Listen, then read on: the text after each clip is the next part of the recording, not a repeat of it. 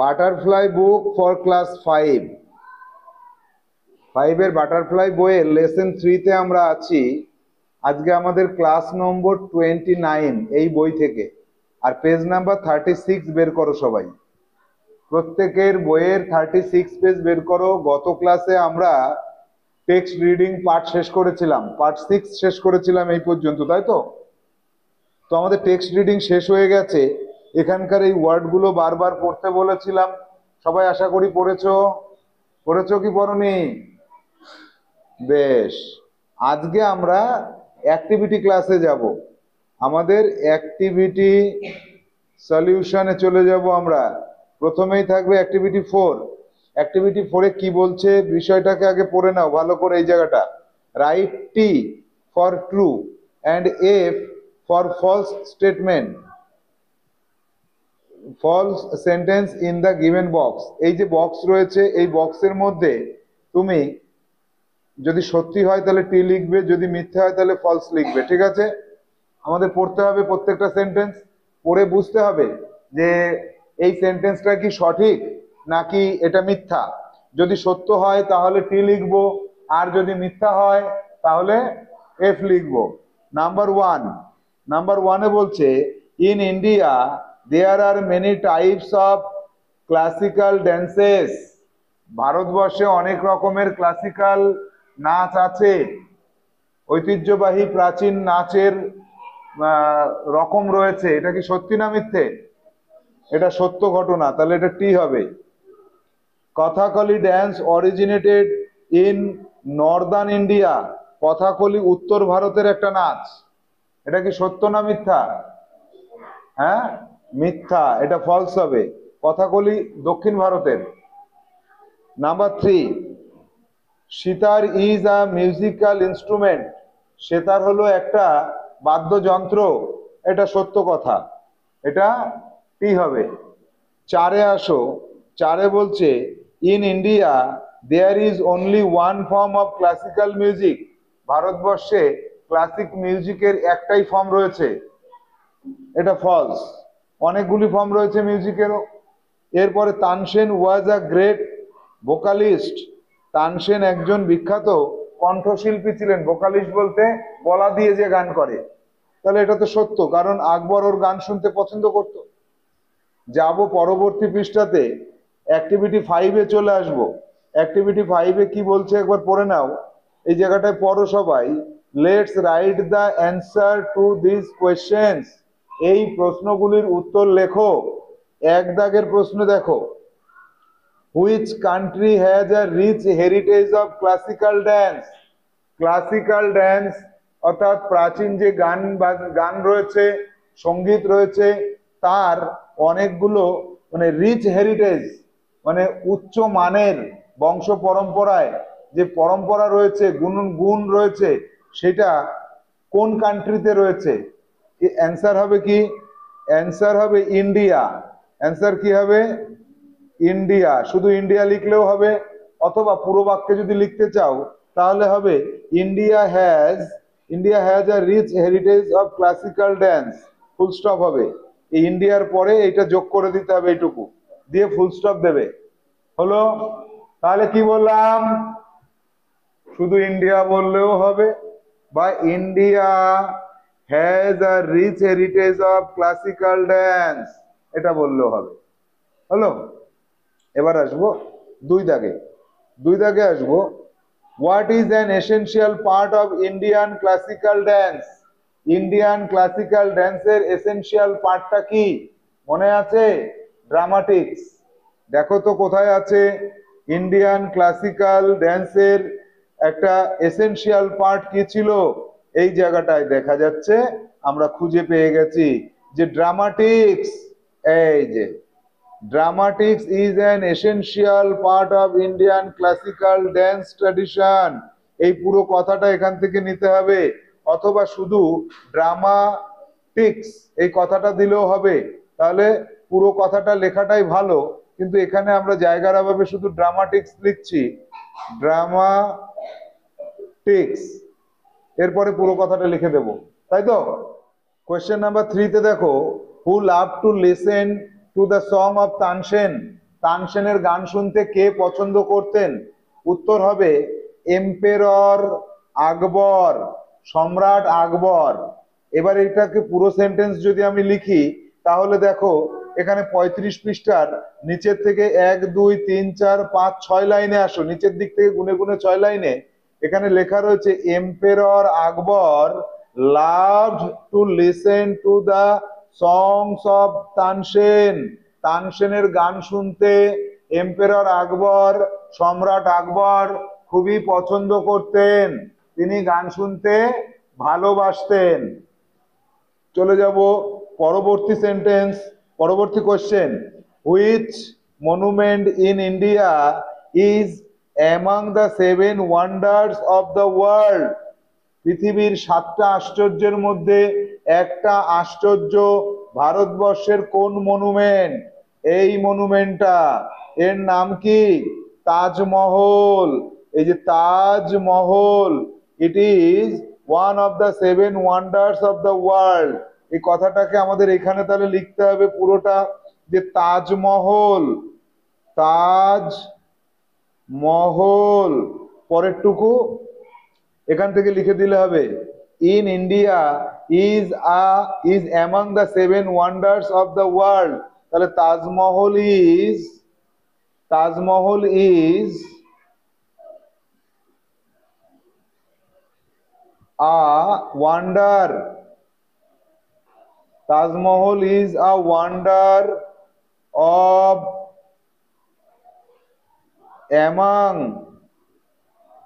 among the 7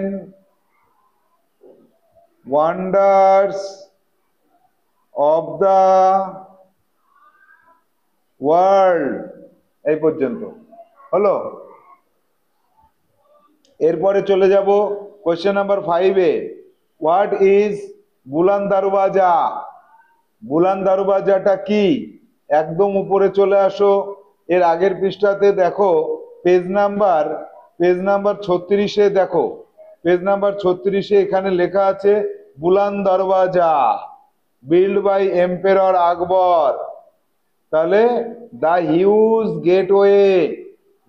gateway, তাহলে answer কি হবে? হোয়াট ইজ বুলান দরওয়াজা? এর অ্যান্সারটা তখন আমাকে লিখতে হবে যে এইখানে অ্যান্সারে লিখতে হবে বুলান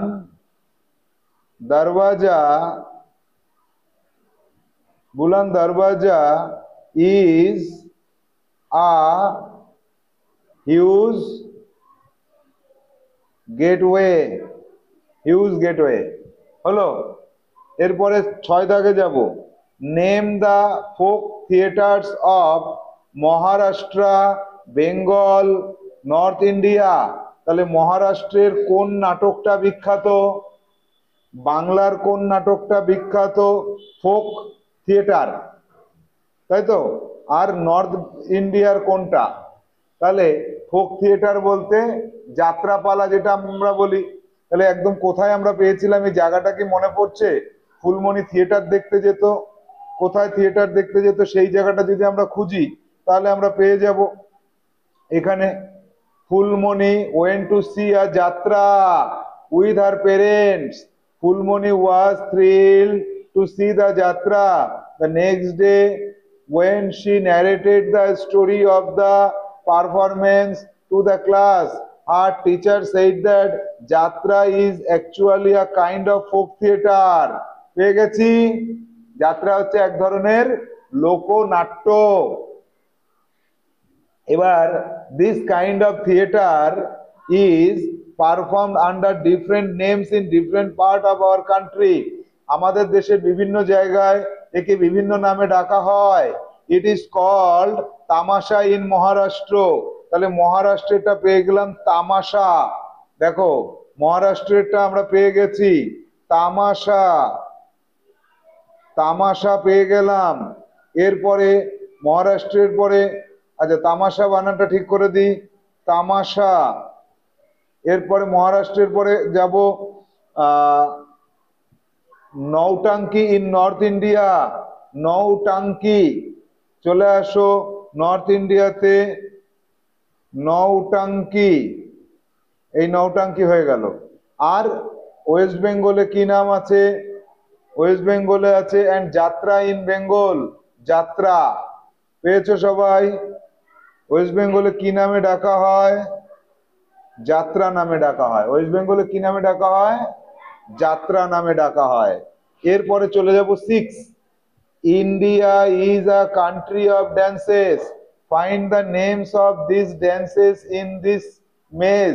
এখানে যে একটা শব্দ মানে বর্ণগুলোকে সাজানো আছে, এর মধ্যে থেকে খুঁজে বের করতে হবে ইন্ডিয়ার বিভিন্ন ড্যান্সের নাম। একটা করে দিয়েছে দেখো, ভারতনাট্যম। এইটাকে এখান থেকে খুঁজে বের করে ফেলেছে, এলোমেলো থেকে খুঁজে বের করে ফেলেছে। ধাঁধা, গোলক ধাঁধা। এরপরে এখান থেকে দেখো কুচিপুড়ি, কুচিপুড়ি এই পর্যন্ত লিখতে হবে, পিটা বাদ যাবে। এরপরে আছে মোহিনী আট্টম, এই মোহিনী আট্টম পুরোটাই লিখতে হবে। এরপরে দেখো এইটা বাদ, এইটা বাদ। তারপরে মণিপুরি, এইখান থেকে এই পর্যন্ত লিখলে হয় মণিপুরি। তারপরে কথা কলি, এখান থেকে কথা কলি এই পর্যন্ত এসে এইটা বাদ যাবে। এরপরে এইটা বাদ, এটা বাদ, এটা বাদ, এটা বাদ। এখান থেকে হচ্ছে কত্থক।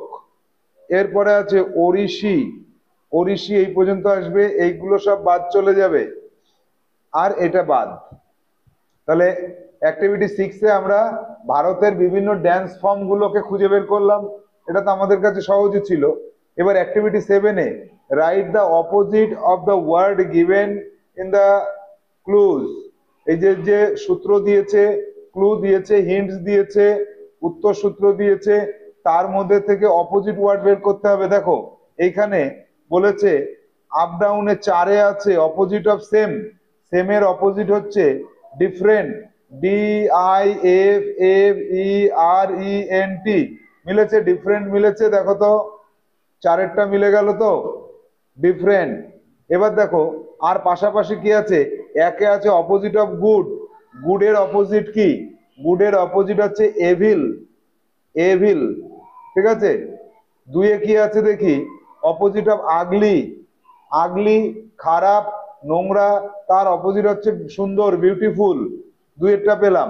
3-এ আছে অপোজিট অফ রেয়ার, মাঝে মাঝে, এর অপোজিট হচ্ছে কমন, যেটা রেয়ার, পাওয়াই যায় না, রেয়ার কেস, পাওয়াই যায় না, কমন সবসময় পাওয়া যায় যেটা।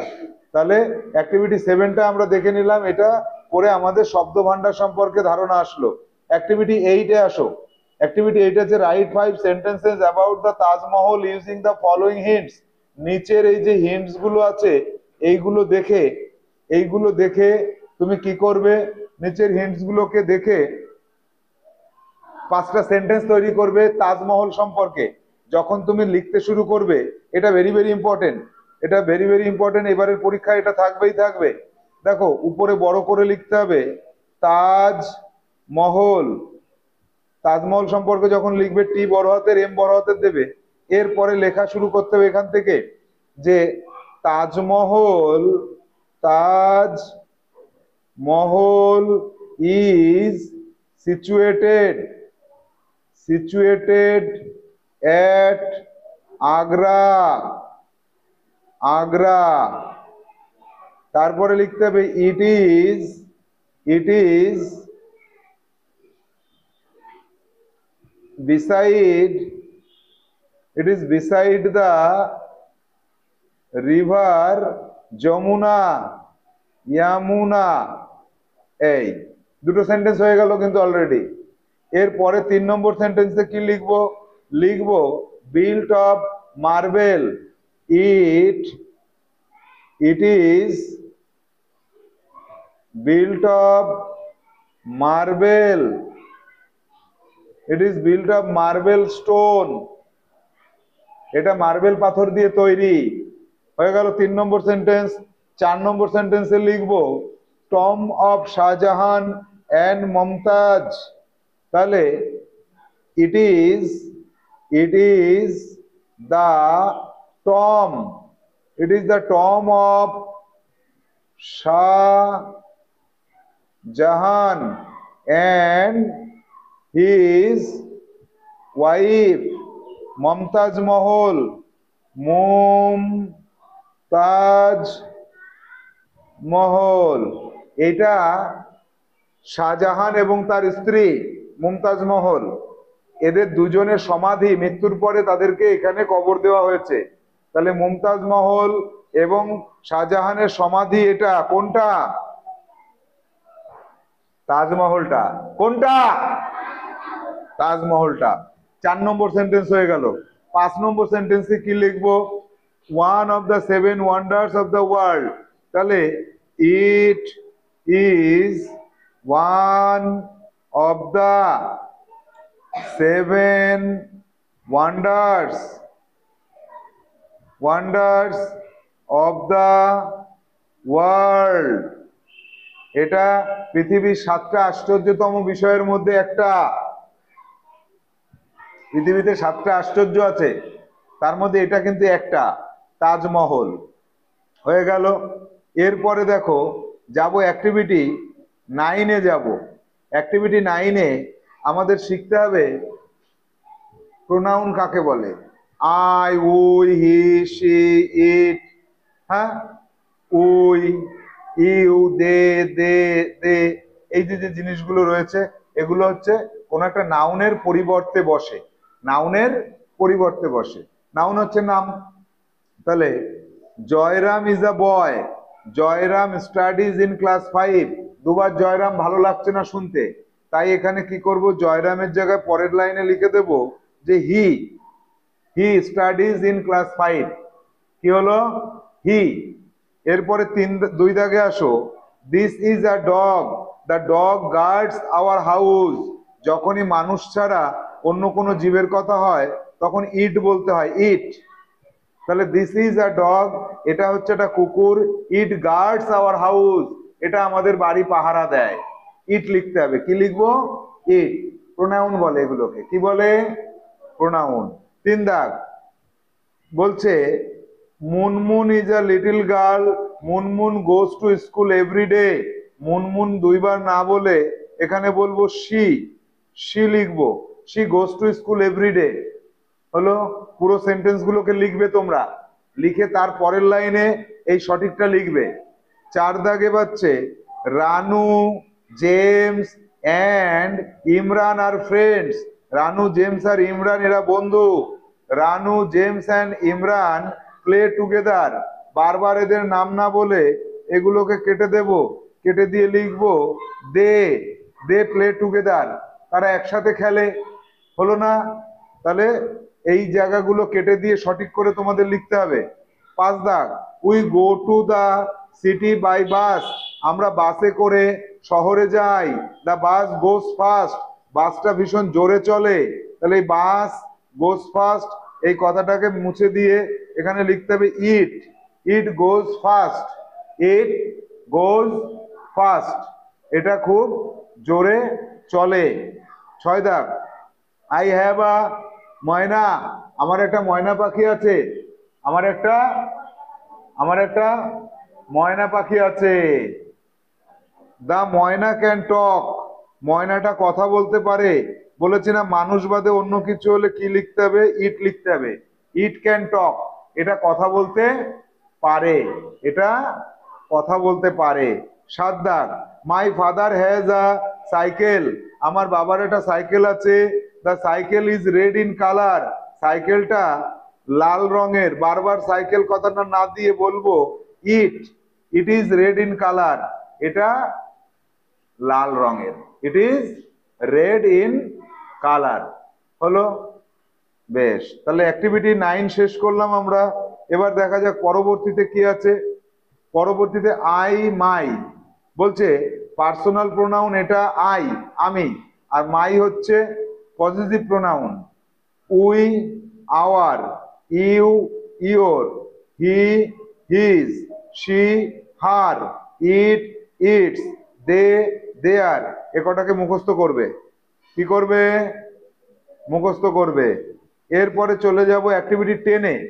অ্যাক্টিভিটি 10টা ইম্পর্টেন্ট, ভেরি ভেরি ইম্পর্টেন্ট, দাগিয়ে রাখো। 1 দাগে বলছে Ravi has a little pet dog, he loves his pet dog, সে তার পোষা কুকুরটাকে ভালোবাসে। 2 দাগ I read in class 5. School is nearby. My school is nearby. I মানে আমি, I থেকে কি হবে my, আমার স্কুল কাছাকাছি। 3 দাগ, রিনা ইজ মাই ক্লাসমেট, রিনা আমার ক্লাসের বন্ধু, রিনা ইজ মাই ক্লাসমেট। তারপরে her, her house is near, her house is near its their our school, আমাদের স্কুলের কাছে।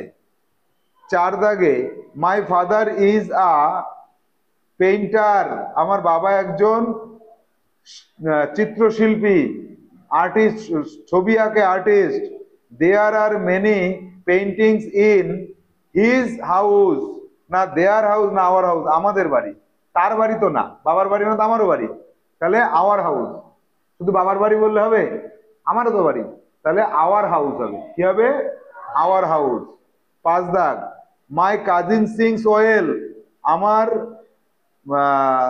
ভাই মানে কাকাতো ভাই, জ্যাঠাতো ভাই, পিসতো ভাই, বোন, এরা ভালো গান গায়। তারপরে his school has a music teacher, his school, তার স্কুলে একজন গানের শিক্ষক আছেন। 6 দাগ, মাই ডগ ওয়েগস, আমার কুকুরটা লেজ নাড়ায়।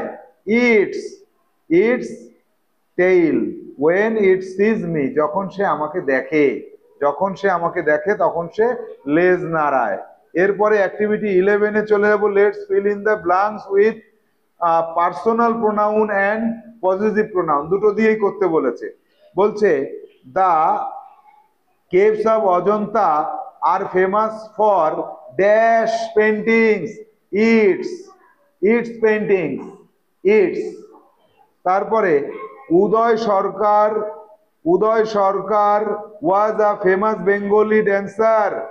তারপরে his travelled all over the, আচ্ছা হি, এখানে হি হবে, he travelled, he travelled all over the world with dash troupe, with his troupe, with his troop. Nandalal Bose was a great painter, Nandalal Basu একজন বিখ্যাত চিত্রশিল্পী ছিলেন। We found dash drawings, his drawings in Sahaj Path. Dash was very close to Rabindranath Thakur, he was very close, সে রবীন্দ্রনাথ ঠাকুরের খুব কাছের মানুষ ছিলেন। We are proud of dash great poet, of this great poet Rabindranath Thakur, of our. Dash was also a great painter, he, সেও একজন বিখ্যাত চিত্রশিল্পী ছিলেন। Taj Mahal was build in the memory of Mumtaz Mahal, dash is a burial tomb, it, ইহা Taj Mahal, it is a burial tomb, এটা একটা সমাধি। তাহলে আমরা অ্যাক্টিভিটি 11 পর্যন্ত চলে আসলাম। এরপরে আমাদের অ্যাক্টিভিটি 11-এর পরে আমাদের দেখতে হবে যে 4-এ কখন যাচ্ছি আমরা। অ্যাক্টিভিটি 13 পর্যন্ত এখানে আছে, অ্যাক্টিভিটি 12 এবং 13 আমরা পরবর্তীতে শিখবো, ঠিক আছে? আজকে অ্যাক্টিভিটি কত থেকে শুরু করেছিলাম? 4 থেকে, তাই না? অ্যাক্টিভিটি 4 থেকে 10 পর্যন্ত বাড়ির থেকে যেভাবে করালাম খাতায় ফ্রেশ করে লিখে আনতে হবে। তারপরে আমরা পরবর্তী ক্লাসে পরবর্তী পাঠ করবো। আজকের মতো ক্লাস এখানে শেষ করছি। Tata, bye bye.